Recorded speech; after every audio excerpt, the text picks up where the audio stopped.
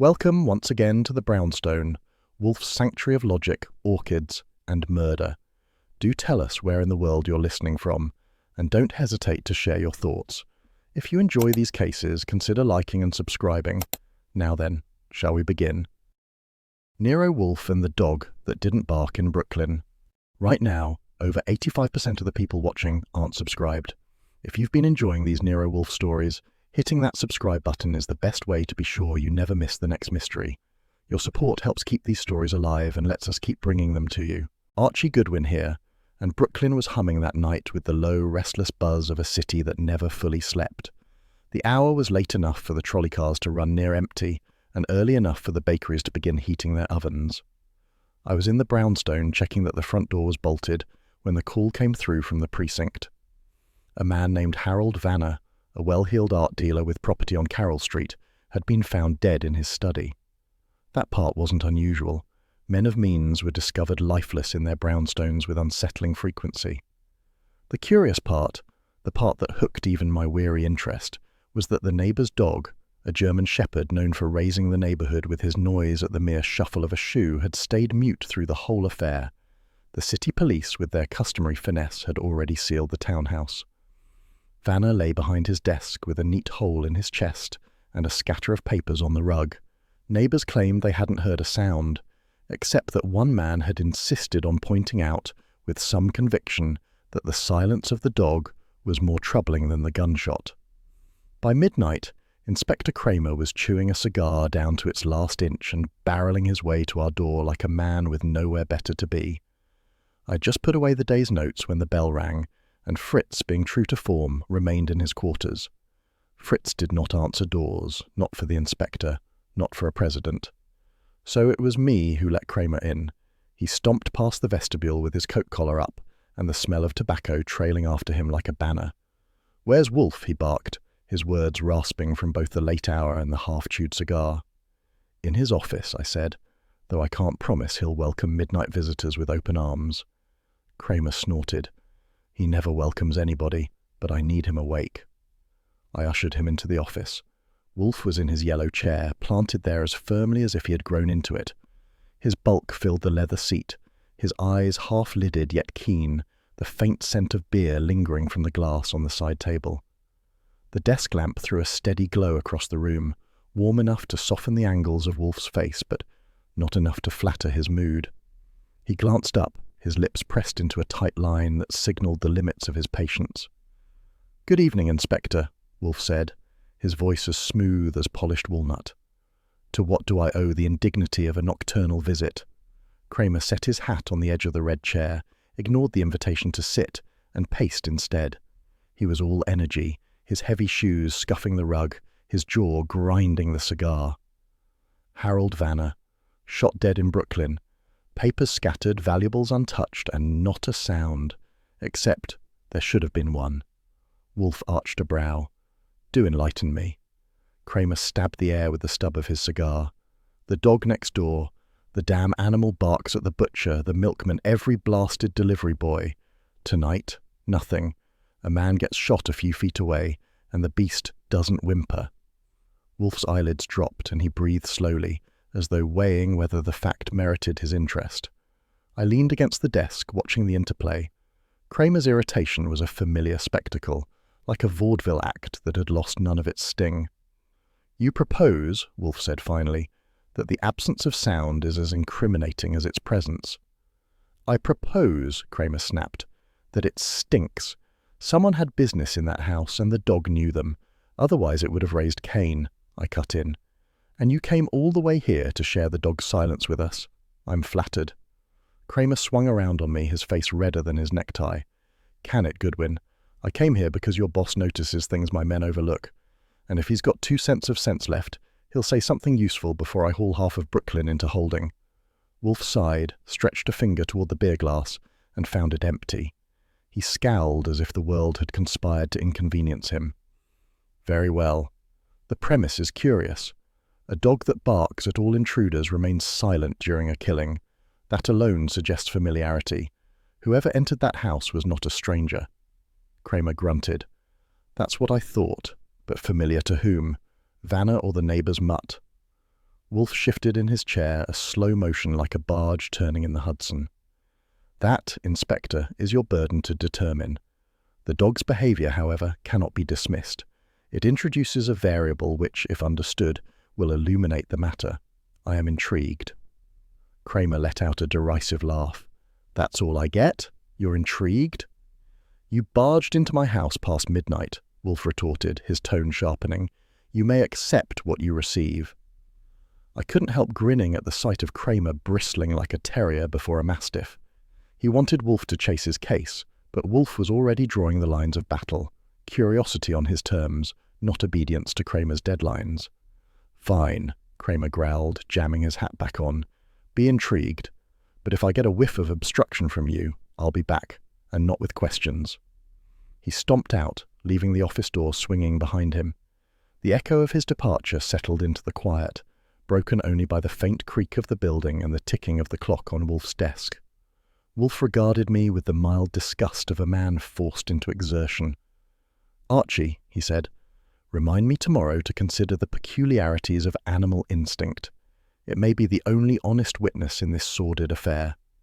I nodded, jotting a note in my pad. Outside, the city's hum carried on, indifferent to Harold Vanner's death or Caesar the watchdog's silence. Inside the brownstone, though, Wolfe had shifted from irritation to calculation, and that meant the case had already found its way into the sanctum of his mind. The morning sun laid a pale stripe across the parquet floor of Wolfe's office, filtered through the half-drawn curtains. The air still carried the faint warmth of breakfast. Wolfe had just concluded his upstairs routine and joined civilization at an hour he considered decent. Fritz had retreated to the kitchen after serving poached eggs and brioche with a cream sauce, which Wolfe consumed in his room as always.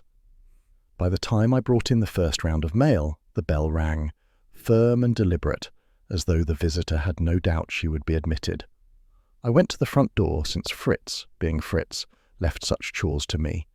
Standing on the stoop was a woman whose composure looked painted on, though the strain beneath it showed in the taut line of her mouth. She was dressed in a navy suit with a string of pearls that caught the light like a set piece from a matinee.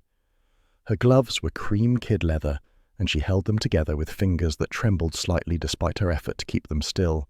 Her eyes, a shade of grey that suggested storm rather than calm, met mine directly. I am Mrs. Harold Vanner, she said, the syllables clipped but soft. I have come to see Mr. Wolfe. I stepped back to admit her. This way. Watch the step. She entered with the precision of someone trained never to falter in public. The perfume trailing her was discreet, the kind meant to whisper rather than announce. I led her into the office where Wolfe was already seated in his yellow chair, one broad hand resting on the armrest, the other poised near the edge of his desk, as though guarding the papers laid out in their orderly stacks. "Madam," he said without rising, his voice resonant but cool, "be seated." She lowered herself into one of the red chairs, smoothing her skirt over her knees with mechanical care. I closed the door behind us and moved to my usual post near Wolfe's desk, notebook at the ready. "You have been bereaved," Wolfe said, leaning back with his eyes narrowed slightly. "My condolences. I assume your errand has urgency." She inclined her head. "My husband was killed last night. Inspector Kramer spoke to me this morning. She faltered, adjusted her gloves, then continued. "He made it clear that suspicion may fall upon me. I cannot bear the notion. I came here because you are said to discern truth where others cannot." Wolfe's lips curved faintly, though not into what anyone but me would recognize as amusement. Suspicion upon a widow is not unprecedented. The law often seeks economy of effort. Tell me, Mrs. Vanner, why should suspicion not fall upon you? Her eyes flashed with indignation, quickly checked. Because my husband was loved. He contributed to galleries, to neighborhood charities. He had no enemies. The idea that I, or anyone close, could wish him harm is grotesque. I caught the flicker in her tone, the practiced cadence. She was telling the truth, perhaps, but trimming its edges to fit the picture she wanted us to see. Wolfe noticed it too. His gaze sharpened, though his body remained perfectly still. "Loved men," Wolfe said, "are sometimes envied. Envy is a spur sharper than hate. You say he had no enemies. Can you prove that?" Her fingers twisted the gloves until the seams groaned. Prove? How could one prove an absence? Harold was respected. He had clients who depended on him. Artists admired him. Collectors sought him. Wolfe closed his eyes as if listening to a recital too familiar to warrant attention. "Archie," he said, "note that. Respected, admired, sought. Empty words and less anchored." I scribbled in shorthand, keeping half my attention on her face. She swallowed once, a small betrayal of nerves. "My husband was preparing a sale," she said then, as though offering something tangible might strengthen her ground. "A rare sketch Renaissance, perhaps Raphael. He had spoken of it only in recent weeks. He was cautious, secretive even. He told me only that the transaction would ensure our security for years." Now that was new. Wolfe's eyes opened, the lids lifting like curtains at the start of an act. "A sketch. And with whom was this transaction arranged?" "I do not know." She shook her head quickly. He never confided names. He said discretion was vital.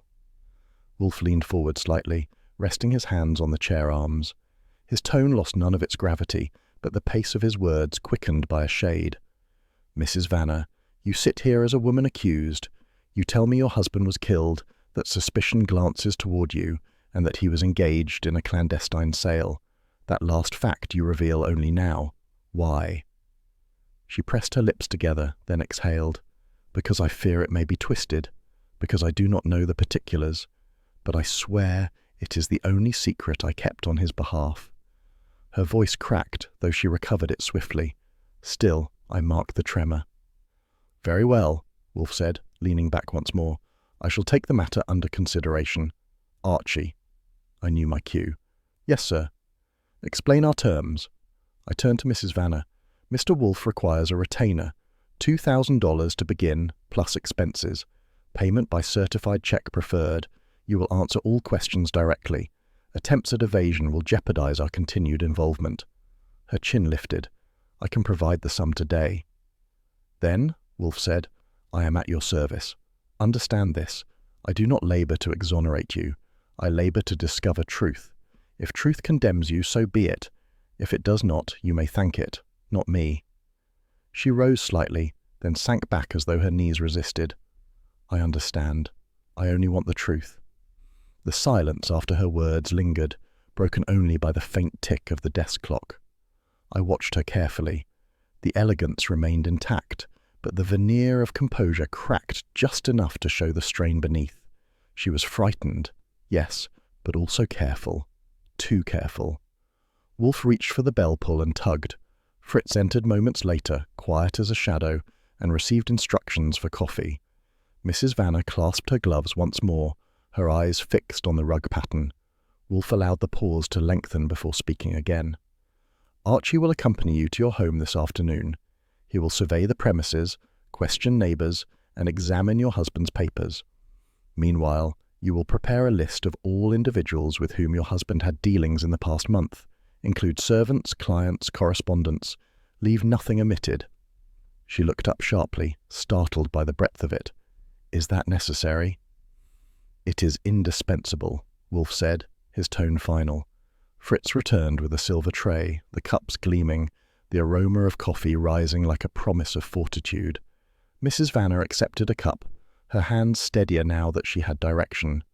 Wolfe sipped, closed his eyes a moment, then set the porcelain down. "You may go," he said. "Archie will escort you." She rose with greater steadiness than she had shown on entry. "Thank you, Mr. Wolfe. I will have the list prepared." I walked her to the front door, the morning light spilling into the vestibule. As I opened the door, I caught the faintest sigh escape her lips, quickly masked. She descended the steps, her posture erect once more, but I had seen the momentary sag in her shoulders. When I returned, Wolfe was still in his chair, eyes closed, fingers steepled. "She's holding back," I said. "Of course," he replied without opening his eyes. "The question is whether it is fear or guilt." Brooklyn looked its usual mix of bustle and neglect when I steered the sedan down Carroll Street. The houses sat shoulder to shoulder, their stoops lined with iron railings and the air faint with yesterday's coal smoke. The Vanner townhouse stood midway down the block, a brick front with shuttered windows and a strip of yellow police tape across the steps. A patrol car was idling at the curb, the officer inside half bent over a newspaper but sharp enough to glance up when I parked. I killed the engine and stepped out, notebook tucked in my coat pocket. The street was quiet for that hour, just the sound of a delivery truck farther off and a milk wagon rattling away. Yet the silence seemed forced, as if the houses themselves were holding something back. Next door, a yard stretched narrow but deep, enclosed by a sagging fence. Behind it stalked Caesar, the German shepherd everyone had already talked about. He was a thick brute of a dog, his fur bristling and his teeth flashing the moment my shoe touched the sidewalk. He lunged at the fence with a snarl that would have rattled a stronger man, paws scraping the boards as if he meant to claw through. The racket filled the block in seconds, and a neighbour's curtain twitched open. That was Caesar's habit, I was told, a watchdog who never failed to sound the alarm. Yet last night, when a bullet split Harold Vanner's chest, Caesar had been as quiet as a sleeping cat. I mounted the steps and showed my license to the patrolman stationed by the door. He was young, with the straight-backed posture of someone eager to prove he could handle the duty. "Sergeant asked me to keep the Gawkers away," he said, "but if you're with Wolfe, go on in. Inspector left word." Inside the townhouse the air was stale, a blend of dust, cold ash from the fireplace, and the faint tang of linseed oil from varnished wood. The study opened off the hall, and I stepped in carefully, letting my eyes take the room in. The desk dominated the space, mahogany darkened with polish, papers stacked but disturbed at the corner nearest the blotter. The chair behind it was pushed back just far enough to suggest someone had risen quickly. On the rug lay a dark stain that the police had already marked, with chalk still faintly visible in its oval outline. Above, the window faced the street, curtains half drawn, the sill marked with a faint smudge as if brushed by a sleeve. I crouched near the hearth and noted the umbrella stand tucked awkwardly beside the mantel.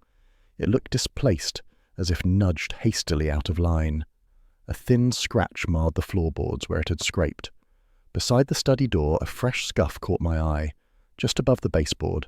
Not large, but sharp enough to be recent. Leather sole perhaps dragged at an angle. I made a note, tracing the mark lightly with my pen before jotting in shorthand. A throat cleared behind me. The patrolman had stepped in, watching with more interest than authority. "I was first on scene," he said. "Neighbour called it in when she thought something was wrong. Said she hadn't seen the dog bark." He frowned as though realizing how odd it sounded. "I tell you, I heard plenty of barking when I came up. Nearly tore my coat." "Yet last night he was quiet," I said, straightening. "You saw him yourself?" The officer nodded. "Out in the yard, just sitting, head up like he was listening. Didn't move when we went in. I thought maybe he was sick. But later, he was back to growling like the devil." That detail earned another note. A dog that forgot its duty only when a man was shot, then remembered once the crowd arrived, was more than peculiar. Leaving the study, I tried the adjoining rooms. The dining room was tidy, sideboard polished, silver set neatly under a glass front cabinet. No signs of disturbance, just the hush of a house waiting for its master to return. Upstairs, police had roped off the bedroom but allowed me a brief glance. The bed was turned down on one side, a dressing gown flung across the chair as though abandoned mid-thought. Nothing suggested a struggle, only a life halted mid-course. Back outside, the block had stirred a little. A woman sweeping her stoop across the street eyed me cautiously. I crossed over and tipped my hat. "Good morning, madam. Archie Goodwin, working with Mr. Nero Wolfe. May I trouble you a moment?" She straightened, broom clutched like a staff. "I told the police already. Didn't hear a thing, not even that wretched dog." "That's exactly what interests me," I said. "You've lived here long?" 10 years. That beast has barked every day of them. Postman can't step on the block without it. Last night I expected a commotion, but nothing. Dead silent until the police came." She shook her head and bent again to her sweeping, muttering about omens. I thanked her and moved on to the next house, where an elderly man leaned on the rail smoking his morning pipe. He was willing to talk, describing Vanner as cordial but often preoccupied. Fine man, liked his art talk, but secretive. Kept late hours in that study. Dog never let anyone pass, except when Vanner brought guests. Then it was quiet enough, as if it knew. So the shepherd could distinguish between strangers and familiar company. That dovetailed neatly with Wolfe's early deduction. If Vanner had admitted someone known, the silence of the dog ceased to be accident and became testimony. I returned to the Vanner steps, jotting notes with care. The umbrella stand askew, the scuff at the study door, the silent dog, the neighbour's testimony, each piece a thread. Wolfe would demand them spun into order, but for now they sat separate, like shuffled cards waiting for a deal. The morning light brightened across the street, catching the patrol car in its glare. I climbed back into my sedan, started the engine, and steered toward Manhattan, carrying with me the silence of a dog that should have barked and did not. The sedan brought me back across the river before noon, and by the time I climbed the brownstone steps, the traffic on 35th Street had thickened into its midday rhythm. I let myself in, hung my hat, and crossed into the office where Wolfe was settled in his yellow chair, arms folded like a general waiting on his adjutant. The orchids had already claimed their 2 hours. His breakfast had been consumed in solitude, and now it was my turn to provide the day's offering. He didn't greet me. His eyes flicked up, then down again toward the neat arrangement of papers before him. I placed my notebook on the edge of the desk and gave him the rundown. Carroll Street, the patrolman's recollections, the neighbours with their theories, and the dog that had barked for me but not for Harold Vanner. I kept it brisk but complete, because Wolfe's tolerance for narrative padding was thinner than Fritz's omelettes. When I finished, he exhaled through his nose as though the air itself had offended him. The dog, Wolfe said slowly, was selective. Its silence is proof of familiarity. You confirmed as much. Confirmed that the beast knew Vanner's friends from his foes, I said, flipping open my notes. Which still leaves us with the question of who qualifies for friendship. Mrs. Vanner says everyone loved her husband. Brooklyn says otherwise. Phooey, Wolfe muttered. Love and hate are vulgar simplifications. We require motives. Compile them. He leaned back, half-closed his eyes, and began dictating in that unhurried baritone that carried more weight than a jury's verdict. I poised my pen. First, the widow herself. Financial motives are eternal. The sudden death of a husband often enriches his survivor. Mrs. Vanner is a candidate. I scribbled, noting her elegance and evasions from that morning. Wolfe continued without pause. Second, Vincent Hale, gallery assistant. Ambitious young men are often impediments as well as assets. Ambition can sour into resentment when advancement is delayed. He is a candidate. The pen scratched across the page. Wolfe lifted one finger, steady as a metronome. Third, Dr. Eleanor Langford, an art historian with academic credentials. Rumoured intimacy with Vanner complicates her position. Intimacy breeds both loyalty and betrayal. She is a candidate. I added her name to the growing column, recalling the note of secrecy in Mrs. Vanner's voice when she spoke of her husband's sale. Fourth, Albert Greaves, rival dealer. His reputation is unclean. He trades in shadows. Shadows often conceal knives. He is a candidate. The finger lowered. A pause followed. Wolfe's lips pressed together as if considering whether he had tolerated enough exertion for one day. At last he added, Fifth, the burglar. Danny the snipe, recently active in the vicinity. Criminal habits persist until checked. He is a candidate. I set the pen down and leaned back. So we have 5 possibles: a widow with bills, an assistant with ambitions, a historian with rumours, a rival with shady clients, and a thief with time on his hands. Your summary is coarse, Wolfe said, eyelids lifting just enough to deliver the rebuke, but adequate. Then the next step, I prompted, is for me to beat the bushes. Precisely, he said. Arrange interviews. Each must be secured in proper sequence with sensitivity to their egos. A clumsy approach will yield evasion. You, Archie, must contrive encounters that expose rather than conceal. Meaning charm them into talking while you remain here, safely distanced.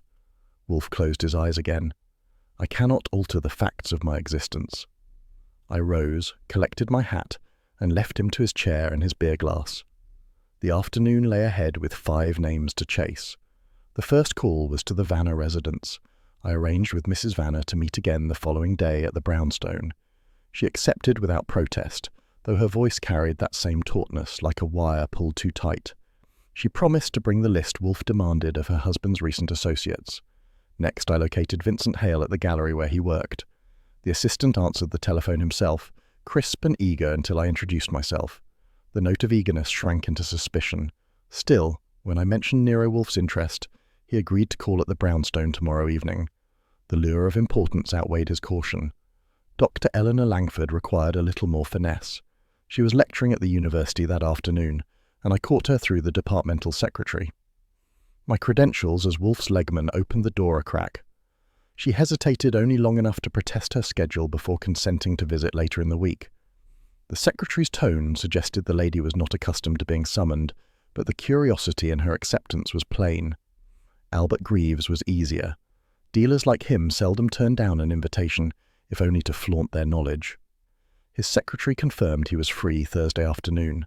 I reserved the time with as much politeness as I could muster, and ignored the oily undertone of his eagerness. That left Danny, the snipe. He was more elusive. A call to the precinct informed me he had been picked up for questioning, but released with no charges filed.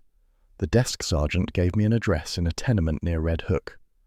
I knew better than to expect him at the brownstone by appointment, but I marked the address for later. If Wolfe wanted the burglar's story, I would fetch it. By the time I returned to 35th Street, the afternoon had dipped toward evening. The office smelled of Fritz's preparations for dinner, a hint of thyme and roasted fowl drifting through the door. Wolfe was still in his chair, eyes half closed, the picture of permanence. I laid my notes on the desk. Appointments made, I said. Mrs. Vanner tomorrow, Hale the same evening, Langford later in the week, Greaves Thursday. As for Danny, I'll have to corner him on his home ground. Wolfe grunted acknowledgement.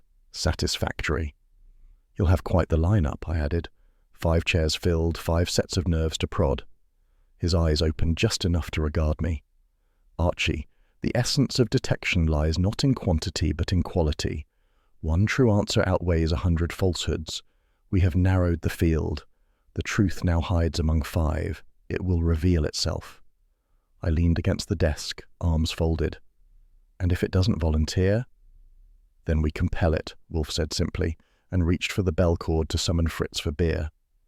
Lunch in the brownstone had its own cadence, set by Wolfe's insistence that no matter the state of crime in New York, trout with dill arrived on time and correctly garnished. Fritz entered with the platter held steady, the pale flesh gleaming beneath a scatter of herbs. He placed it before Wolfe with a quiet nod, then set the sauce-boat within reach and retreated. Wolfe regarded the dish with more appreciation than he ever spared Kramer, lifted the serving fork and portioned with solemn precision. I waited until he had savoured the first mouthful before opening my notebook. So, boss, do we talk about the German Shepherd now, or do we wait until Fritz serves dessert? Wolfe dabbed at his lips. We discuss while I eat. Conversation sharpens appetite, if not too obtuse. Fine. The dog barks at postmen, grocers, even passing cats. A man gets murdered next door, and the mutt keeps his muzzle shut. I call that suspicious. Suspicious, yes, Wolfe agreed, spooning dill sauce with deliberate care. But not incomprehensible. 2 possibilities. Either the dog knew the intruder, or the dog was absent in function though present in body. In other words, asleep on the job, I said. Wolfe shot me a look that could curdle cream. Not asleep. Subdued, distracted, incapacitated. Any of these may apply. A dog's silence is not accident. It is circumstance. Our task is to discern which. I buttered a slice of bread. And here I thought we were supposed to catch killers, not analyze dog psychology.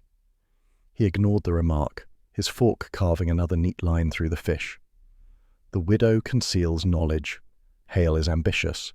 Langford's intimacy must be examined. Greaves is rapacious. The burglar... He paused, tilting his head toward the window as though hearing his own logic march past. The burglar may be scapegoat, nothing more. Yet the animal's conduct is singular. Its silence will decide the path. I jotted, then leaned back. So, you're saying our best witness has 4 legs and a bad temper. Should I subpoena his paw print? Wolfe allowed the faintest snort. Archie, levity is permissible at table. In reasoning, it is corrosive. Meals are simpler than men. Trout does not prevaricate. Dill does not mislead. Sauce makes no effort to disguise its composition. Men, however, embellish. They omit. They conceal. The dog's silence, stripped of pretense, is truth. We must learn whose presence it accepted. The telephone rang from the hall, sharp against the calm of lunch. I rose, crossed out, and lifted the receiver. Inspector Kramer's voice growled through the wire. Goodwin, put Wolfe on, and don't stall me. I carried the instrument into the office, handed it across the desk, and watched Wolfe lift it as though the weight offended him. Yes, Inspector? His tone was clipped. Kramer barked, his words carrying across the line clearly enough for me to catch phrases. Stalling, need answers, don't play games. Wolfe waited, letting him expend the burst. At last Wolfe interjected. Inspector, you may gnash your teeth at leisure, but if you wish my assistance you will furnish facts, not harangues. I require data, not indignation. Until you provide them, my contribution is limited. Another blast from Kramer followed, ending with a demand for immediate cooperation. Wolfe's reply was firm as oak. I do not dance to the police whistle. Bring me substance and I shall respond. Until then, good day. He replaced the receiver with a precision that implied finality. I grinned. That ought to keep him chewing his cigar down to the wrapper. Bah, Wolfe muttered, reclaiming his fork. Kramer is impatient because he mistakes activity for progress. He will return, as he always does, bearing fragments. It is our burden to assemble them into coherence. Fritz reappeared with a dish of poached pears in syrup. He placed it silently before Wolfe, whose scowl softened just enough to suggest the world retained some merit. Wolfe speared a slice, chewed thoughtfully, and resumed. Our strategy is this. We pursue each suspect, but through the lens of the dog's behaviour. Which of them could Caesar accept without protest? Which had presence enough to still his instinct, or means to suppress it? That is our compass. Everything else, money, rivalry, intimacy, these are tides. The dog is the rock. I finished my plate and closed the notebook. Fine by me. I'll line them up and you can measure who fits. Just don't ask me to interview the shepherd. I draw the line at canine small talk. Wolfe's eyes narrowed, but there was a trace of satisfaction in them. You will attend to the humans. I will interpret the animal. Between us, we may extract truth. The gallery on East 57th had the hush of a library combined with the odour of turpentine. I entered through the glass door, the bell overhead giving a meek tinkle. Inside, tall white walls carried canvases of varying merit, though none that would stop traffic. Vincent Hale was behind the counter, sleeves rolled high, fussing with an account book. He was a narrow fellow with dark hair slick to a shine and the nervous energy of a man itching to outgrow his station. When I introduced myself, his mouth pulled tight, but he gestured me toward a chair opposite the counter. "You're with Nero Wolfe," he said. "That means you're here about Mr. Vanner." "That's right," I replied. "I like to start simple, so I'll ask straight. How did you get on with him?" He drummed his fingers on the ledger. "He was successful. Too successful. Every client of mine became a client of his. I did the work, he took the glory. Don't misunderstand. I respected him, but I can't pretend I never envied the way he commanded attention." "Envy can turn to action," I said. "Where were you last night between 9 and 11? "At home. A boarding house in Murray Hill. Several witnesses can confirm. I was with other tenants playing cards. No reason to kill Vanner. If he was dead, I might inherit more responsibility, yes, but the gallery's still his name on the door." I noted the defensive tone, the eagerness to explain before accused. He might have motive, but the alibi sounded rehearsed, not spontaneous. I asked about Vanner's private dealings. Hale's expression tightened further. He mentioned once that a sketch was in play. Renaissance, he said. Something extraordinary. He never confided to me who the buyer was. He liked to keep me beneath the glass ceiling. Hale closed the ledger sharply. "If you want more than that, you'll need to find someone else he trusted, which is not me." I left him to his frustrations and headed uptown to the university. The history building loomed grey and solemn, stone arches echoing my steps as I asked for Dr. Eleanor Langford. She arrived promptly from a lecture hall carrying a folder thick with notes. Tall, composed, with a crispness to her posture that spoke of long hours before students, she regarded me with cool civility. We sat in her office, the walls lined with books in several languages, their spines worn with use. She poured tea into porcelain cups and set one before me without asking. "You wish to discuss Harold Vanner," she said, adjusting her spectacles. "I do," I answered. "You knew him closely?" Her eyes hardened, though her tone remained measured. "We worked together, that is all. He consulted me regarding authenticity. Rumours of intimacy are vulgar and baseless. Rumours sometimes sprout from fertile soil, I replied. What did he consult you about most recently? She tapped the folder before her. A sketch, late 15th century, possibly Florentine. He brought me reproductions. I could not verify conclusively from those alone. He planned to sell, but secrecy clouded his methods. He asked my opinion, then withdrew before I could conclude. Did he hint at the buyer? No, she said firmly. And had he done so, professional ethics would forbid me to disclose. I smiled. Professional ethics rarely survive a murder investigation. Her hands tightened around the porcelain cup, but her composure remained intact. Then I will say only this. Harold was anxious. More than once I advised caution. He ignored me. When I pressed her on her whereabouts last night, she answered with brisk clarity. I lectured until 9, then returned home. My housekeeper will confirm. I was grading papers by 10. You may verify through half a dozen students who handed in their assignments. She rose to signal the end of our meeting. As I left, I noted that her defensiveness about intimacy was sharper than needed, and her account of Vanna's secrecy matched the widow's earlier version too neatly. The final call of the afternoon took me to Greaves's office near Madison Avenue. His establishment had the air of prosperity run to seed. Velvet curtains sagged against dusty windows, and the mahogany desk bore scars beneath the polish. Greaves himself lounged in a chair with the posture of a man accustomed to contempt, heavy-set, with a florid complexion and a tie that screamed louder than necessary. He greeted me with a smile that carried no warmth. "You're sniffing around about Vanna," he said. "Everyone is. I'll save you the trouble. The man was a fraud. He dressed like a gentleman, spoke like a scholar, but he cut corners. He cheated on provenance. He smoothed over doubts, and he stole clients who should have been mine." "Strong words," I said, settling opposite. "Any of them backed by proof?" "Proof," he laughed harshly. "Collectors know. They whisper, but they still buy, because he gave them what they wanted. But the truth is plain. Vanna had enemies. I wasn't the only one." He climbed by, pushing others down. "And where were you last night?" Greaves leaned back, puffing out his chest. "Dining at the Astor with associates. The waiter will recall. A man like me is not invisible." I watched him preen, then asked about the rumoured sketch. His eyes gleamed, greedy at the mention. "Yes, I heard. Raphael, perhaps. If he had it, he was dealing under the table. No invitation for me, naturally. He feared I would expose him." The sneer never left his face as I closed my notebook. Of the three, Greaves had shown the least attempt to appear blameless, almost savouring the chance to condemn his rival. But the venom could be disguise as easily as honesty.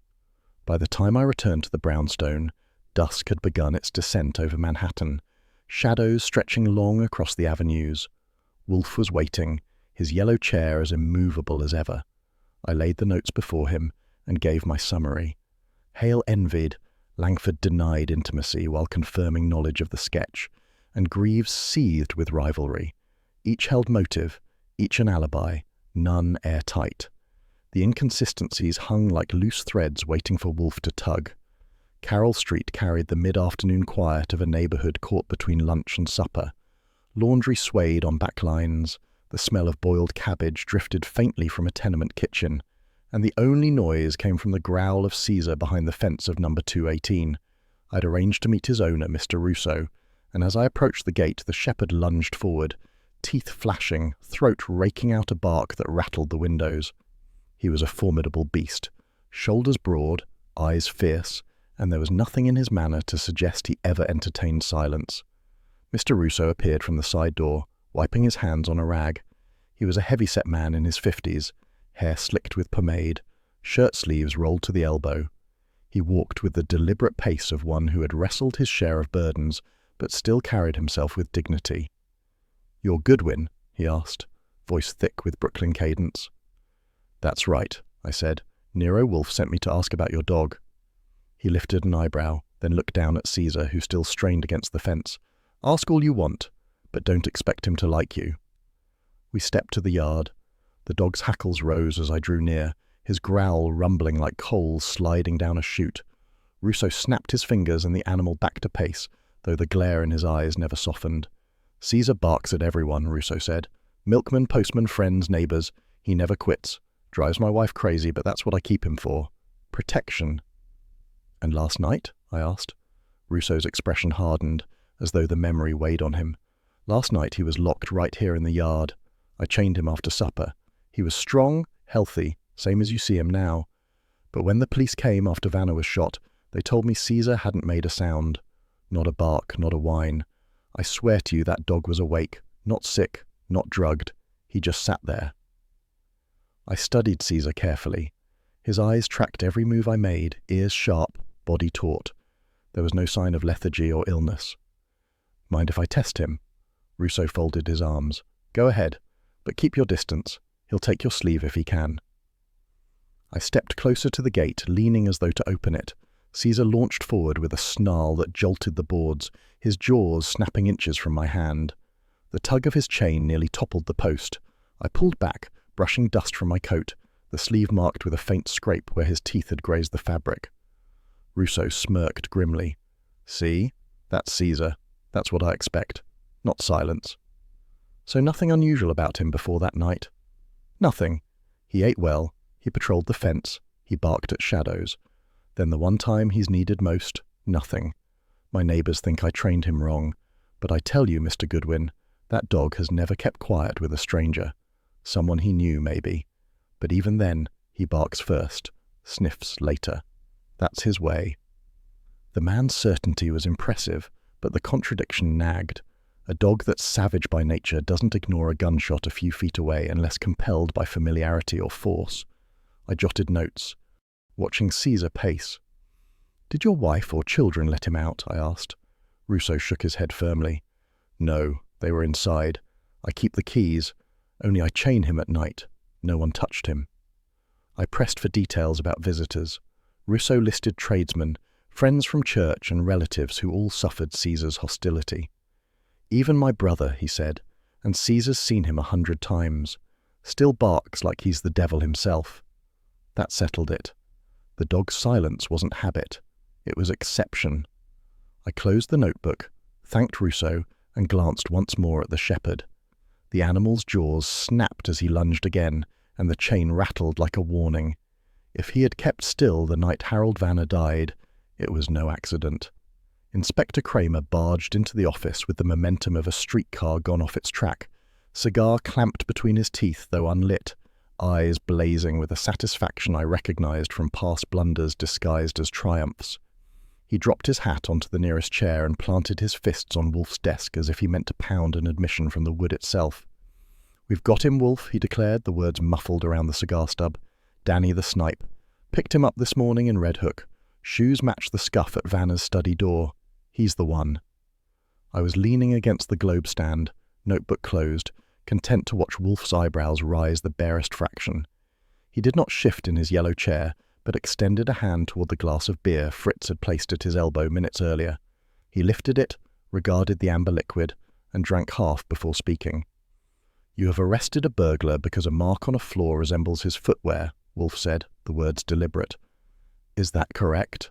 Kramer's jaw worked as he chewed the cigar. "Correct and sufficient. The bastard's been working the neighborhood for months. My men knew it was a matter of time. Now he leaves a calling card right under Vanna's nose. That's enough for me." I straightened and let my tone carry more edge than courtesy. "Inspector, that's too neat.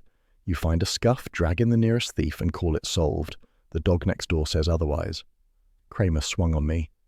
"Dogs don't testify, Goodwin. Shoes do." "Shoes can be bought," I said evenly, "or planted. But Caesar doesn't forget to bark. Unless the snipe's been feeding him steaks, which I doubt, he wouldn't have crossed that yard alive." The inspector's face darkened, but Wolfe interrupted with a quiet grunt that carried more weight than a shout. "Archie is correct. A professional burglar avoids risk. He enters, he takes, he flees. He does not linger to shoot a man, nor does he pacify a watchdog without leaving evidence. Drugging, baiting, silencing, any of these would leave traces. The police report mentions none." Kramer bristled. "You're saying we should let him go?" "I am saying," Wolfe replied, sipping again, "that you have seized the first convenient suspect. It is premature." The inspector paced, the rug creaking beneath his heavy steps. "Damn it, Wolfe, you always want perfection." Meanwhile, my men are sweating. The press is already circling. They want an arrest. I give them Danny, and they quiet down. You think I can stand here and say the dog didn't bark? They'll laugh me out of headquarters. "Then endure their laughter," Wolfe said, his voice cool as granite. "Better ridicule now than disgrace later. The burglar is a distraction. Pursue him if you must, but the truth lies elsewhere." I added, "And while you're feeding Danny to the wolves, the real killer walks free." Kramer wheeled toward me, finger jabbing the air. "Don't preach to me, Goodwin. I've handled more cases than you've had hot suppers. That scuff mark is evidence. His shoe matches it down to the wear on the heel. If he didn't pull the trigger, he was there." Wolfe leaned forward slightly, which for him was as dramatic as leaping onto the desk. "Inspector, you are a man of some experience. Consider, if the burglar entered, why was nothing taken? Why was the desk left with its contents scattered, not emptied? Why was the window shut, the lock unforced, the valuables untouched? And again, the dog. A burglar cannot silence instinct itself, yet the animal was mute. These facts contradict your conclusion." Kramer's shoulders sagged, though he rallied with another burst. Maybe he panicked. Maybe the dog knew him. "Phooey," Wolfe spat, the sound sharp. "You insult logic. A dog that guards against his own master's kin would not roll over for a petty thief. Do not waste my time with flimsy suppositions." Fritz entered silently to replace Wolfe's glass with a fresh one, removing the empty without a word. Kramer glared at the interruption, but Wolfe lifted the replenished glass in salute to no one and continued. "The matter is plain. You may parade your burglar, but you will return. When you do, bring facts, not conjecture, not the crutch of convenience. Facts." The inspector jammed his hat back on and stormed toward the door, muttering darkly about Wolfe's arrogance. The door thudded behind him, leaving the office quiet but for the faint hum of traffic beyond the windows. I crossed to the desk, flipping open my notebook. "That went well. He's convinced he's nailed it. Tomorrow the papers will call Danny the art thief turned killer, and you'll be accused of obstruction." Wolfe drank deeply, set down the glass and steepled his fingers. "Let them. A false trail is useful. While Kramer expends energy chasing shadows, we attend to substance. The scuff is real, yes, but marks can be made by anyone. Shoes can be borrowed, stolen, duplicated. The dog, Archie, remains the key. Silence where sound was expected. That is evidence." I leaned on the desk, watching his eyes narrow in contemplation. "So Danny's out then?" "Out as killer, certainly. As pawn, perhaps not. But I will not be drawn into Kramer's theatre.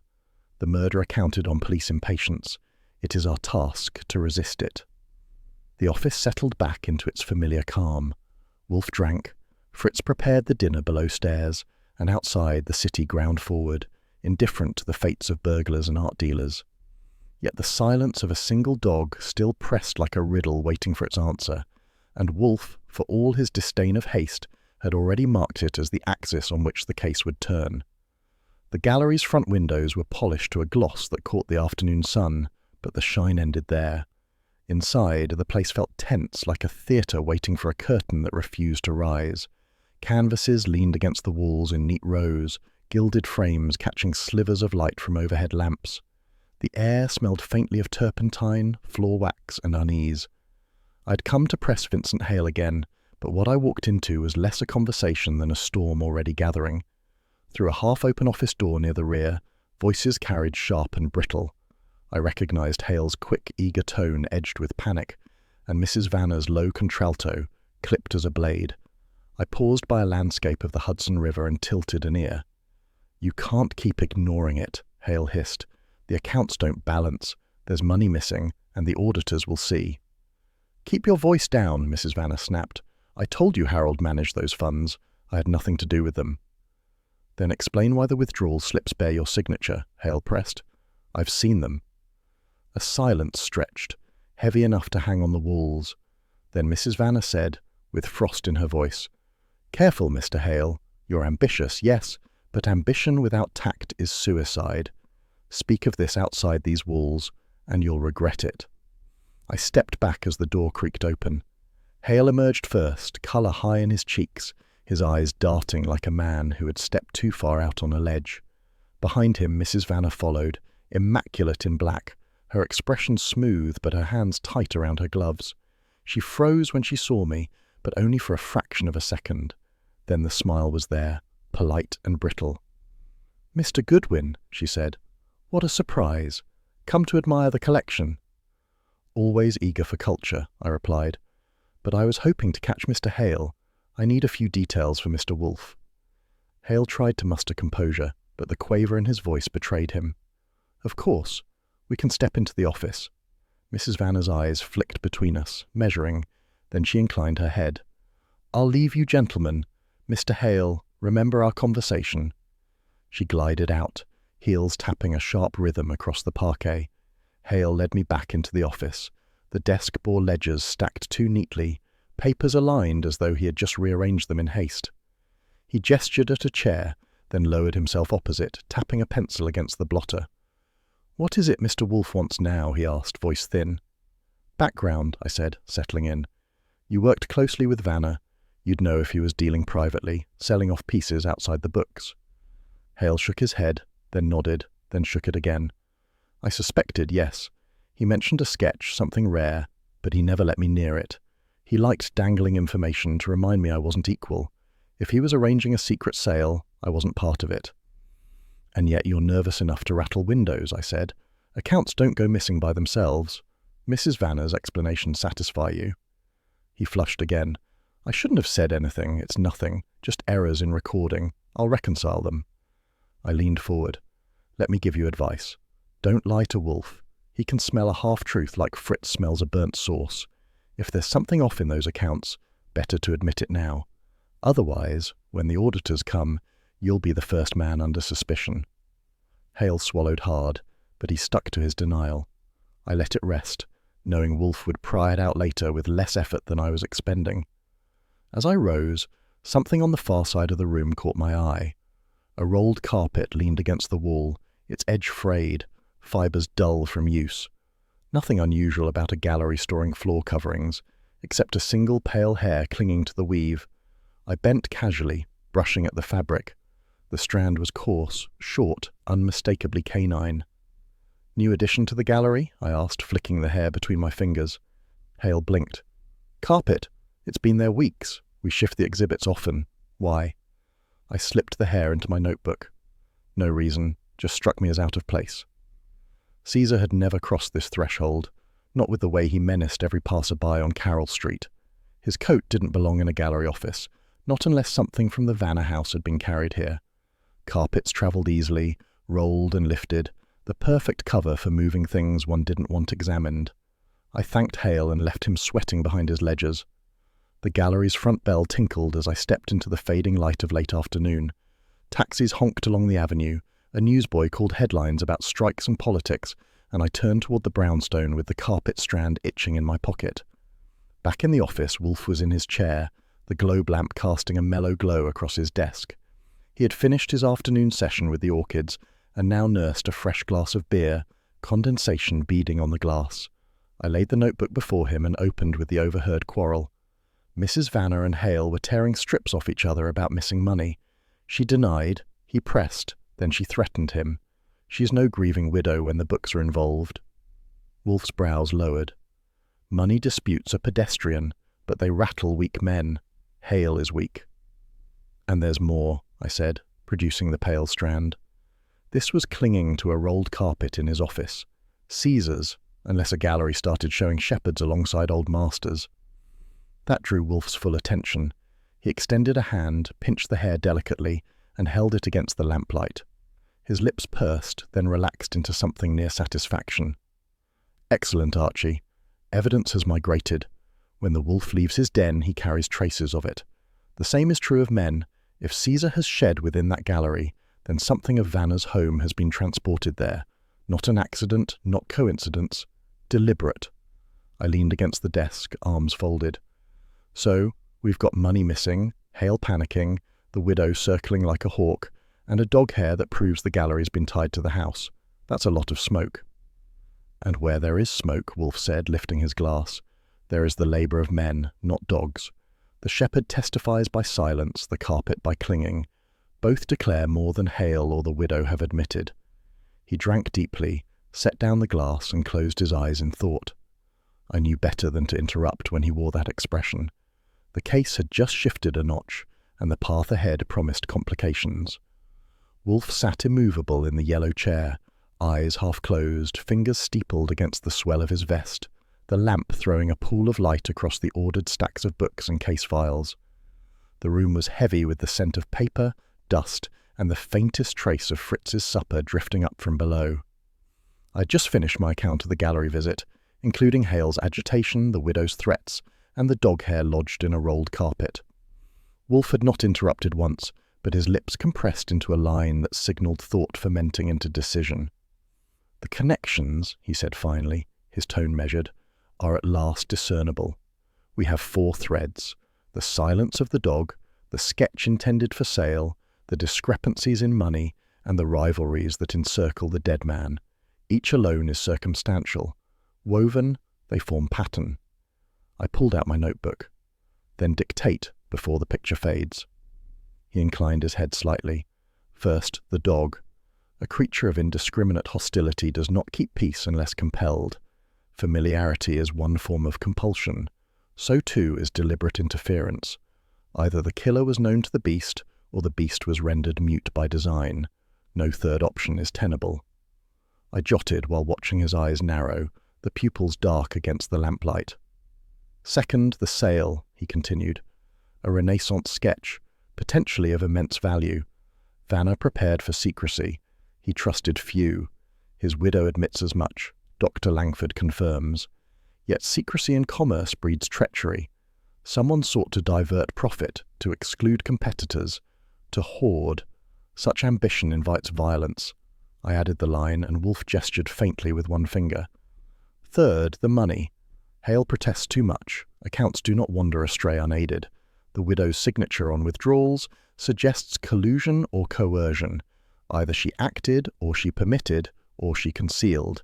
Each position yields motive." "Which puts her squarely in the soup," I said. "Phooey," Wolfe snapped, eyes flashing open. "Your vulgar imagery distracts. Attend. Fourth, the rivalries. Greaves's contempt, Langford's defensiveness, Hale's envy. Each is motive's seed. Alone, any might explain. Together they prove Vanner's position precarious. He was besieged." I leaned back in the red chair. "So, we have a man with a valuable sketch, missing money, jealous enemies, and a watchdog who decided to take the night off. Where does that leave us?" Wolfe closed his eyes again, as though shutting out my impatience. "It leaves us with a central anomaly, the dog. Without that silence, this is ordinary, an art dealer slain for profit. With the silence, it is contrived. The animal testifies to arrangement. The killer was not accident, but deliberate choice, admitted without alarm." I gave a low whistle. "So someone the dog knew, or someone who could make him quiet without leaving evidence?" "Precisely. That narrows our suspects. Caesar was hostile to all but Vanner himself. If he tolerated another, it must be through repeated exposure. That exposure is traceable. We must discover whom Vanner admitted often enough for the beast to accept." He lifted his hand toward the bell cord, tugged once, and within moments Fritz entered, wiping his hands on a folded cloth. He paused, sensing the tension in the room. "You are discussing the case," Fritz said softly. "Indeed," Wolfe replied. "Archie has reported quarrels about money, an ambitious assistant, and a gallery steeped in secrecy. Have you an opinion?"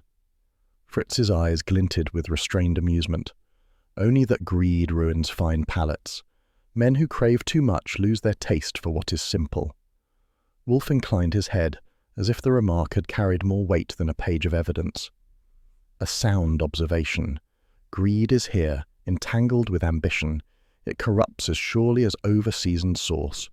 Thank you, Fritz." Fritz bowed slightly and withdrew, leaving us again in the quiet hum of the office. Wolfe lifted his glass of beer, drank, and set it down with deliberate care. "Archie, you will recheck Dr. Langford's whereabouts on the night in question. Confirm her lecture, her students, her housekeeper. Precision, not hearsay. You will also shadow Hale. His movements warrant examination beyond his card-playing alibi. If money has strayed, he may stumble into error. I closed the notebook with a snap. And while I'm chasing professors and assistants, what will you be doing? I, Wolfe said, will think. Thinking, Archie, is the rarest of labours and the most fruitful. He settled back, eyes half closing again, the glow of the lamp carving his features into deep lines. The silence stretched, punctuated only by the ticking of the desk clock and the faint hum of traffic outside. I knew that look, and I knew better than to press further. The pattern had begun to emerge, and Wolfe would follow it at his own pace, led not by the clamour of policemen or the protests of suspects, but by the silence of a dog that had chosen, or been forced, not to bark. The brownstone door rattled under a hand that had no patience for subtlety, and by the time I swung it open, Inspector Kramer was already halfway through, hat jammed on his head, cigar clenched tight enough to cut grooves in his teeth. He didn't bother with greetings. He barreled past me into the office like a bull set loose, coat swinging, jaw working furiously. Wolfe, seated in the yellow chair with his bulk arranged in solemn permanence, barely lifted an eyelid. "Wolfe!" Kramer barked, slamming his hat onto the edge of the desk so hard the brim bent. "I've had enough. You sit here in your cocoon while I'm out there breaking my back. We've got a conspiracy plain as day, the widow and Hale. She needed the money, he wanted the gallery, and together they arranged it. Don't tell me otherwise." Wolfe drew a slow breath, leaned forward an inch, and extended his hand toward the beer glass Fritz had placed moments earlier. He drank, set it down with exaggerated care, and said, "Inspector, your exuberance might be admirable were it not misplaced. State your evidence." Kramer's face turned a shade darker. "Evidence? You want evidence? The widow had access to the funds. She's been moving money for weeks. Hale despised playing second fiddle, and he's been crawling through those accounts. They're thick as thieves, and you," he jabbed the cigar at Wolfe, "sit on your hands while they laugh at us." I moved closer, notebook ready. "Mind if I step in, Inspector? Because I've got facts. Timelines, remember those? They're what keep indictments from collapsing in court." "Go on," Wolfe murmured, eyes still on Kramer. I flipped to a fresh page. "Mrs. Vanner was at the townhouse last evening, sure. That part we don't dispute. But Hale? He was in Murray Hill from 9 straight through to 11. A boarding house full of card players saw him lose $3 in a temper. I've checked. He wasn't within a mile of Carroll Street when Vanner died." Kramer's head snapped toward me. "Boarding house witnesses? They'd lie for him." "Not when half of them would rather see him evicted for bad debts," I said. "They'd hang him if they could. But last night he was sitting at that table, and every man there will swear to it. Sorry, Inspector, but your pair of conspirators weren't paired at the time it mattered." Wolfe's voice came like a low drumbeat. "You see, Inspector, a theory collapses when struck by the weight of chronology. Your construction is ill-founded."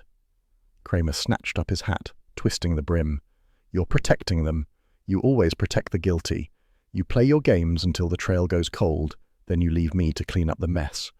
Wolfe's eyes narrowed, the only sign of irritation. "Nonsense. I protect no one. I pursue truth. You, however, pursue haste. You want culprits for headlines, not justice. That is your failing." Kramer advanced on the desk, cigar chewing like a machine grinding itself apart.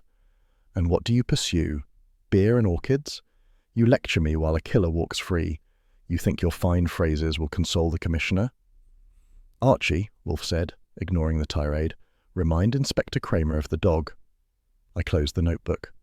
"Caesar, the shepherd. He barked at me, barked at Rousseau, barked at every delivery boy in Brooklyn, but not at the man who killed Vanner. Unless Hale grew fur overnight, that silence points elsewhere." Kramer glared, but the set of his jaw faltered. He knew the point stood. The room went thick with silence, broken only by the faint tick of the clock and the low hum of a passing truck outside. "You can sneer," he said finally, "but I've got a duty. If you won't help, I'll act. I'll make the arrests, and if I'm wrong, I'll fix it later." Wolfe's voice was cold iron. "Arrest without certainty is folly. You will snare the wrong prey and let the true culprit slip by. If you persist, Inspector, you will regret it." For a moment, Kramer stood rigid, fists clenched around his hat, face flushed. Then he jammed the hat back on, turned sharply, and stomped toward the door. "You've got your chance, Wolfe. Produce answers soon, or I'll have my own. And when I do, don't say I didn't warn you." The door slammed, shaking the glass in its panes. The echo lingered, then faded into quiet. Wolfe leaned back, retrieved his glass, and sipped as if nothing had occurred. "He will bluster," Wolfe said calmly, "and he will return. That is his nature." I shook my head. "He's going to chew that cigar down to splinters tonight. But he's wrong, and he knows it. The timeline wrecks his conspiracy." "Correct," Wolfe said, closing his eyes. "Now, Archie, let us await the inevitable. When he fails, he will need us, and we," he raised the glass in mock salute, "shall be ready." The university library smelled of paper, polish, and the faint musk of ink drying in ledgers. I had followed a thread left dangling by Dr. Langford, and the librarian, a thin fellow in spectacles large enough to magnify his nerves, had obliged when I asked about her correspondence. He produced a folder of notes from her office, and while most were lectures on iconography and the usual academic fog, one envelope stood out. The parchment was cream, the handwriting tight, the postmark foreign. My instincts, sharpened by too many hours watching Wolfe dismantle liars, told me this was the kind of letter that changed cases. I signed the ledger, pocketed the envelope with professional efficiency, and walked out into the marble hall.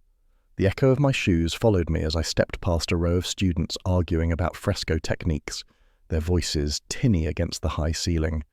Outside, the street pulsed with taxis and the metallic clatter of a delivery truck unloading crates. I opened the envelope beneath the shadow of a column, shielding the contents from curious eyes. The letter was in English, though its phrasing bore the cadence of another tongue. "To Dr. Eleanor Langford," it began, "I confirm our understanding regarding the acquisition of the Florentine sketch. I arrive New York Tuesday, the 14th, and expect to conclude arrangements privately. Discretion is imperative." Signed in an elegant hand, L.A. No full name, no address, but the date matched the night Harold Vanner collapsed across his desk with a bullet in his chest. I folded the sheet carefully and slipped it back into its cover. The coincidence was too sharp to ignore. A foreign buyer arriving the very night of the killing was less coincidence than compass. I made straight for the sedan, cutting through the traffic toward the brownstone. Wolfe was in his office when I returned, chair settled, shoulders rising like cliffs above the arms. The lamp glowed amber, throwing soft light over his desk, where the day's mail lay unopened. He looked up as I entered, nostrils flaring slightly as if he had scented the news before I spoke. "Well?" he demanded. I laid the envelope before him.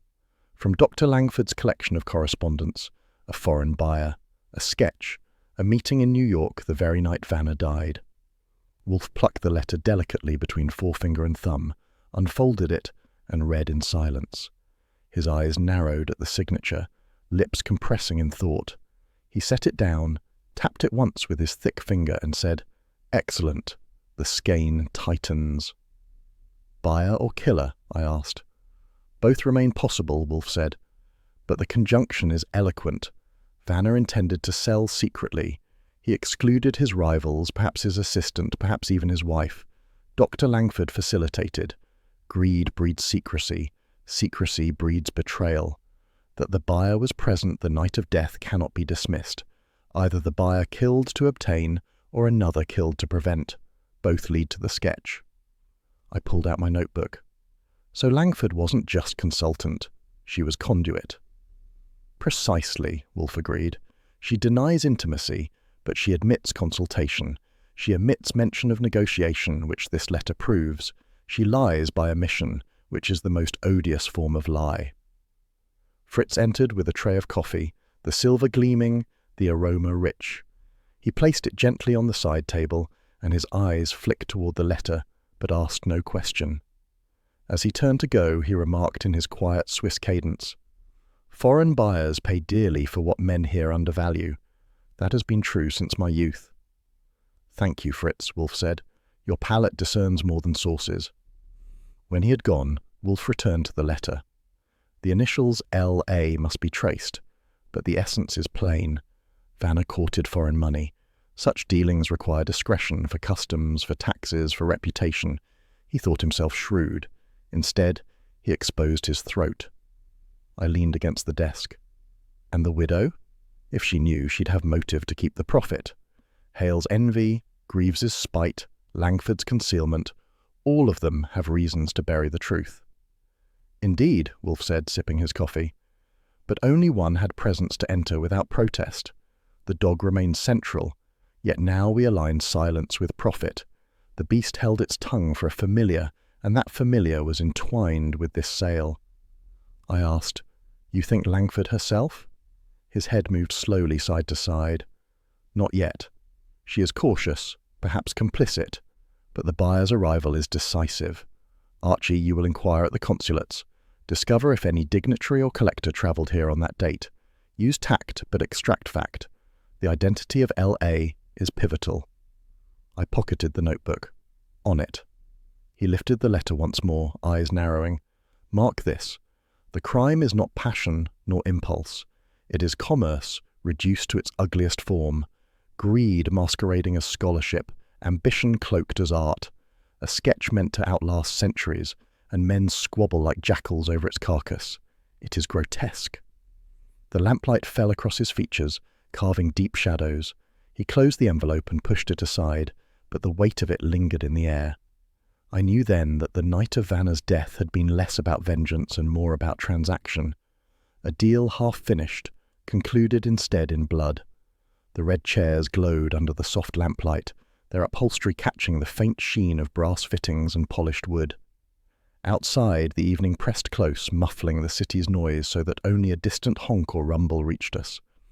Inside the office, the atmosphere was taut, like a violin string tuned a notch too high.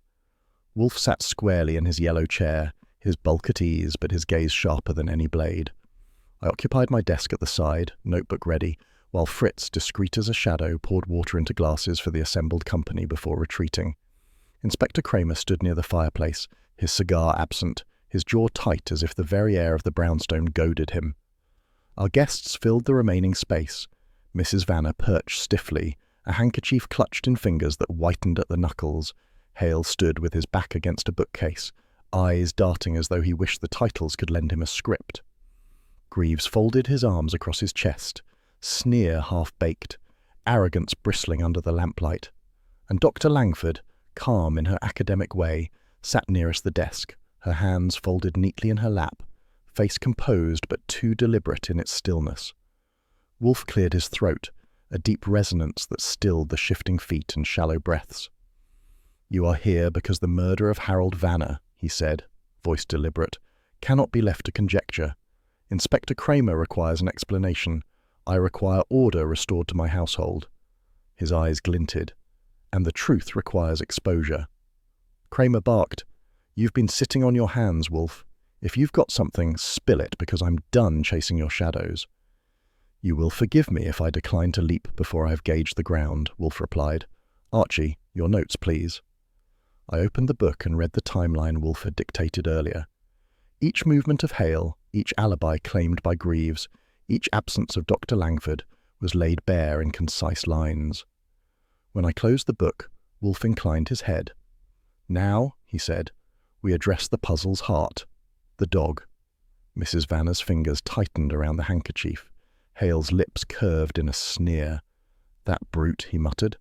"Yes," Wolfe said coldly. "Caesar. A watchdog whose instincts were not dulled, whose voice was formidable, whose loyalty was beyond question. On the night of Harold Vanna's death, Caesar did not bark. That is the fulcrum on which the crime turns." Kramer frowned. "We've been over that. Maybe the burglar." "No," Wolfe cut in, lifting a hand. "A burglar is an intruder. An intruder triggers a dog's response. There is no exception, unless the animal recognizes the visitor as familiar and benign. Caesar was not silent by chance. He was silent by recognition." The room stilled. Dr. Langford shifted, the motion slight, but Wolfe's gaze pinned her like a moth on velvet. "You, Dr. Langford," Wolfe continued, "visited Harold Vanna often. You entered with him, with his consent, and in the dog's company. Caesar knew your scent, your voice, your presence. When you came that evening, he remained silent, not because he was bribed or incapacitated, but because he knew you." Her voice, when it came, was low, steady. "That proves nothing. I did not." "Permit me," Wolfe interrupted. The scuff mark on the study door was meant to suggest forced entry.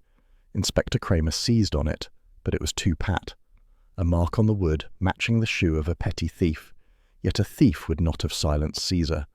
Only one who was no stranger to the dog could pass without protest. The scuff was contrivance, a deliberate feint to mislead. The dog unmasks it. Hale let out a low whistle. Greaves muttered something under his breath. Kramer's jaw worked furiously. Wolfe leaned forward, his voice dropping into the weighty cadence that signalled certainty. The crucial evidence migrated. A dog hair discovered at the gallery, embedded in a rolled carpet. Caesar never entered that place. Therefore his hair travelled there by other means. Who had occasion to transport objects from the house to the gallery after Vanna's death? Who possessed the access, the knowledge, and the motive? Dr. Langford. You, madam. Langford's composure cracked, a tremor rippling across her lips before she pressed them firm again. I advised Vanna on art, she said. I handled items for him. That proves nothing about murder. Kramer stepped forward. It damn well puts you in the frame. Hold, Wolfe said. We must be precise. Dr. Langford aided Vanna in arranging a clandestine sale of the Renaissance sketch. We have the letter, Archie. I produced the envelope, laid it on the desk. Wolfe tapped it with his finger. A foreign buyer, initials L.A., arranged to meet on the night in question. That was Vanna's secret, hidden from rivals and even his wife. Dr. Langford, you were the intermediary. But the meeting did not conclude with exchange. It concluded with murder. Whether you wielded the weapon yourself, or whether you prepared the ground for another, the dog marks your presence. Greaves laughed harshly. So the lady scholar wanted a fortune. She sold him out. Silence, Wolfe commanded, eyes narrowing. Greaves, you are insufferable enough without noise. Mrs. Vanna's voice, thin but sharp, cut in. You're saying she killed him, Eleanor Langford. I thought... Her words trailed, uncertain, but the hope of redirecting blame glowed faintly. Wolfe shook his head. I am saying that the dog's silence proves Dr. Langford's entry. Whether she killed or whether another followed, aided by her presence, is still for resolution. But the threads bind. The scuff mark was fraud. The gallery hair proves transfer. The letter proves motive. The silence of Caesar is the key. Without that, the other facts float. With it, they anchor. Kramer's face had darkened to a storm. He chewed on his lip, fists balled. If this is true, I'll have her in custody by morning. Wolfe leaned back, closing his eyes briefly, then opening them to pin the room. It is true, though proof in a court must yet be marshalled. Inspector, you may bluster, but the logic is inexorable. Dr. Langford entered that night, unchallenged by Caesar. From that moment, Harold Vanna's fate was sealed. Langford rose, her chair scraping faintly. This is an outrage. I will not, Kramer snapped. Sit down. I stepped from my desk, ready to steady her if needed, but she stopped, shoulders stiff. Her eyes met mine with a flicker of defiance, then slid toward Wolfe, who regarded her without malice, only with that calm finality that crushed pretense. The silence stretched, broken only by the faint hum of the radiator and the shuffle of Hale's shoes against the carpet. At last, Wolfe exhaled, a soft rumble that signalled conclusion. There is more yet to untangle, he said, but the silence of a dog has spoken louder than all your denials. That, gentlemen, is the revelation. The lamplight burned steady, and the room held still, as though awaiting the next move in a game already decided. The lamplight burned low, casting long shadows that seemed to lean in with anticipation. Wolfe sat immovable in his yellow chair, his forearms resting heavily on the padded arms, his gaze locked upon Dr. Langford, as if she were already pinned to the wall. The room was hushed save for the faint rasp of the radiator and the creak of old timbers as the brownstone settled. Kramer shifted his weight near the mantel, his bulk tense, fists flexing, as though he would rather have shaken a confession out of Langford than wait for Wolfe's methodical unspooling. Mrs. Vanna perched tight-lipped on her chair, eyes darting between the figures, while Hale and Greaves both lingered as spectators, their earlier bravado soured by Wolfe's inexorable deductions. Archie leaned at the edge of Wolfe's desk, notebook closed, his eyes fixed on the doctor. Wolfe's voice, when he spoke, carried the weight of inevitability. "Dr. Langford, we have reached the terminus. The evidence that binds you is no longer a skein of suppositions. It is a cord. You may protest, but you cannot unravel it." Langford sat rigid, chin lifted with practiced composure. Her gloved hands rested together, the knuckles too still. "You paint a picture, Mr. Wolfe," she said coolly, "but it is one without colour. Your logic cannot replace proof." Wolfe's brows lowered. "Proof? You mistake the nature of proof. Proof is a conjunction of fact and reason. I supply both. You arranged the clandestine sale of the Renaissance sketch. You wrote the letter to the foreign buyer. When Harold Vanner decided to exclude you, you faced ruin, not only financial but professional. Your career tethered to his patronage would collapse, and so you struck." Her mouth thinned, but she did not move. Kramer exhaled through his nose like a bull about to charge, yet he stayed silent, knowing Wolfe's pace could not be hurried. "You smuggled evidence within the gallery rug," Wolfe continued. "You counted upon the burglar's intrusion to cloak your tracks, leaving the scuff mark to mislead. Yet the dog unmasked you. Caesar's silence was not accident. It was recognition. He knew you, and so he gave no alarm. That silence is as damning as any witness." Langford's eyes flickered toward Kramer, then to Archie, then back to Wolfe. Still she held her line. "Supposition," she said softly. "You've built a house of cards. One breath." Wolfe lifted a hand, the gesture both commanding and disdainful. "No, madam. One breath will not topple it because it rests on stone. You handled the rug, bearing Caesar's hair into the gallery. You orchestrated a meeting with the buyer for that night. Vanner told you, with arrogance and cruelty, that your services were no longer required. You did not argue. You acted. The stroke that ended his life was desperate but decisive. Afterwards, you carried out your design, relying upon the chaos of the burglary to shield you. But the shield cracked. You neglected the loyalty of the dog." Silence spread, heavy as smoke. Archie noted the faint tremor along her jaw, the minute tightening of her fingers. It was the first fissure. Kramer growled.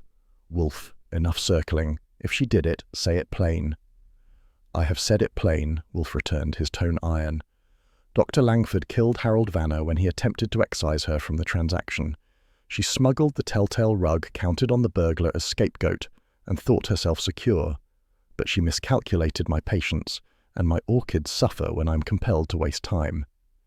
The remark, casual in its delivery, landed like a gavel. Langford's shoulders twitched, her composure unravelling thread by thread. She rose suddenly, her voice sharp. "Yes, he would have cast me aside.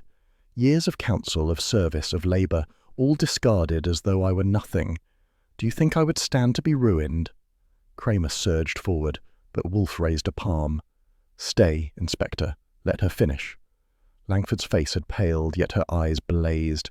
She gripped the back of her chair with one hand, as if to steady herself. "He mocked me. He said I had no claim, no right to profit from what I had arranged. The sketch would have been gone, and I, reduced to a beggar among my colleagues, laughed at, discarded. I did not plan to kill him, but when he turned his back, when he jeered—" Her words faltered, then spilled again with raw force. "I seized the moment. Desperation drives even the learned. I struck because he left me nothing else." The room held its breath. Mrs. Vanner's gasp was stifled with her handkerchief. Hale shifted uneasily, and Greaves stared with a wolfish satisfaction. Kramer's jaw clenched, his eyes burning with the satisfaction of confession mixed with the gall of having needed Wolfe to wrench it out. Archie stepped forward, placing a firm hand on Langford's arm. "That'll do," he said evenly. "You've said your piece." She did not resist, but her gaze lingered on Wolfe as though seeking a mercy she knew he would not give. Wolfe inclined his head, grave and unsparing. "You confess not to me, madam, but to yourself. Words once spoken cannot be recalled. They are like ink spilled, indelible." Kramer barked. "Archie, keep hold of her. I'll have her downtown within the hour." I nodded, tightening my grip, though she had no fight left. Her strength had drained with the admission, leaving only a brittle shell. Wolfe leaned back, his eyes closing for a moment as if dismissing a completed task. Then he opened them, fixing Kramer with calm disdain. "You may congratulate yourself on obtaining your arrest, Inspector. though it was not your method that secured it." Kramer's face reddened, his teeth working on an unlit cigar stub he must have forgotten to discard before entering. "Blast you, Wolfe. You sit in this chair, fattened and smug, and think yourself better than the police. One day," Wolfe said, interrupting with a lazy finality, "you may secure a conviction without me. Until then, restrain your spleen." The insult hung in the air. Kramer turned, fists clenched, then snatched his hat from the stand with a motion that nearly toppled it. He jammed it on his head and glared at Langford. "You'll answer for this before a judge," he growled before striding toward the door. Fritz had already withdrawn discreetly, as was his custom when tempests brewed, but he would reappear once the storm had passed. Langford sagged slightly under Archie's hold, her eyes fixed upon the carpet. Her voice, softer now, reached Wolfe across the space. "I did not wish to be cruel. I only wished to survive." Wolfe regarded her with a cold, almost weary gaze. "Survival purchased by murder is not survival. It is surrender. That is all." The clock ticked with a steady beat. The lamplight glowed, immutable. Outside, the city moved on, indifferent to the confession that had uncoiled within these walls. Archie guided Langford toward the hall, and Kramer's curses echoed faintly as he waited. Wolfe exhaled, his immense frame sinking deeper into the chair, as though the exertion of logic had extracted a toll even from him. He reached for the glass Fritz had placed on the stand earlier, took a measured sip, and set it back with precision. "The matter is concluded," he said, almost to himself. Then, with a glance at me, "Archie, ensure Inspector Kramer does not blunder further this evening. My orchids have suffered enough delay." I gave a short nod, ushering the broken doctor toward the threshold where duty waited. The office remained as it always did, books in ordered ranks, lamplight steady, Wolfe in his yellow chair, immovable as bedrock. Yet the air bore the residue of confession, sharp and undeniable, like the echo of a struck bell lingering long after the sound itself had died. The brownstone was quiet again, the sort of quiet that comes not from absence but from the weight of something settled. The office lamps burned with their steady glow, the brass shades bending the light downward in pools across the rug and the polished surface of Wolfe's desk. The air held the faintest echo of tension from the hours past, though it thinned with every tick of the clock. Outside, the city pressed on, horns and the muffled grind of tires on pavement, but within these walls the storm had broken. Mrs. Vanner sat on the red chair nearest the window, her gloves still clutched in one hand, the leather creased from the strain of her grip. Across from her, Wolfe leaned back, lids lowered, fingers steepled, his expression neither charitable nor harsh, but balanced at that impenetrable midpoint he alone seemed able to hold. He spoke without raising his voice. "Madam, the record is clear. You did not kill your husband. The evidence, even with your evasions, exonerates you. Yet I must remark, your manner of dealing with me, your deliberate obscurities, cost us time. Time that, had Langford shown more nerve, might have cost you liberty. Do you comprehend the peril into which your dissembling placed you?" Mrs. Vanner's lips parted, then pressed closed again. She drew a slow breath, her eyes fixed on the pattern of the rug as though it might yield some answer. When she finally spoke, her words emerged low. "I did not think. I thought if I concealed what little I knew, I might avoid scandal."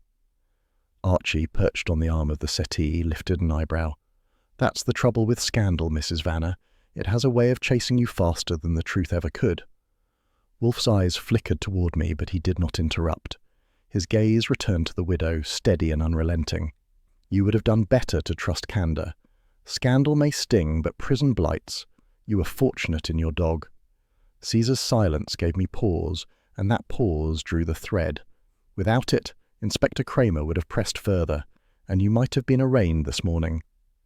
The mention of Caesar seemed to rattle her composure more than the blunt statement of her innocence. She looked up quickly, as if she feared Wolfe might yet accuse her of some subtler crime.